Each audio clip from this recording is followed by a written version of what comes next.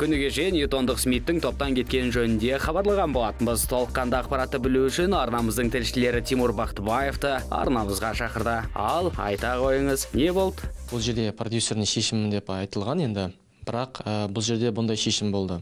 Біздер бұған дейін негізі мен басқа бір интервьюда айтқанмын, негізі Смит кетпейді, ол өтірік әңгіме деп банағадай.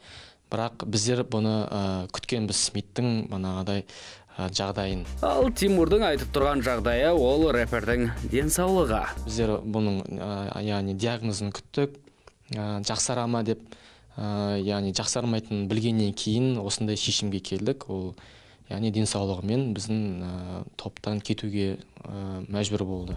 Сондай-ақ Entertainment келісім шартқа тұрған кездерінде бұндай жайттардың барлығын алдын ала қарастырып қойған. Бізде яғни келісім шартта сондай бір пункт бар. Егерде денсаулығымен жарамайтын болса, тағы да басқа да бір факторлар бар негізі.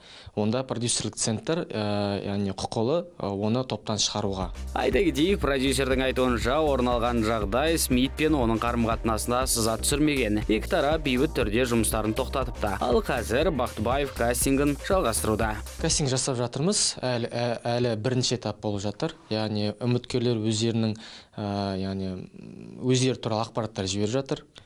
Біздер қазір іріктеу үстіндеміз, қарап жатырмыз, әзірге ешқандай тапқан жоқпыз.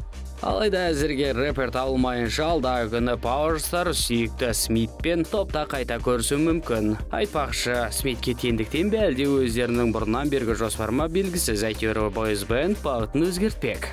Эксклюзив деп айтып қояйын сіздерге. Топ басқа жанрда шығады уже. Яғни сіздер Q-поптан кетеміз деп айтпаймыз, шығамыз деп айтпаймыз, қаламыз деп айтпаймыз, бірақ біздер концепцияны өзгертеміз. Бұл енді бұрынғы Ньютоннан өзгешелік болады. Ал продюсердің нақты қандай өзгерістер жасап жатқанын жақын арада білетін боласыздар. Тек арнасы қосулы болсын.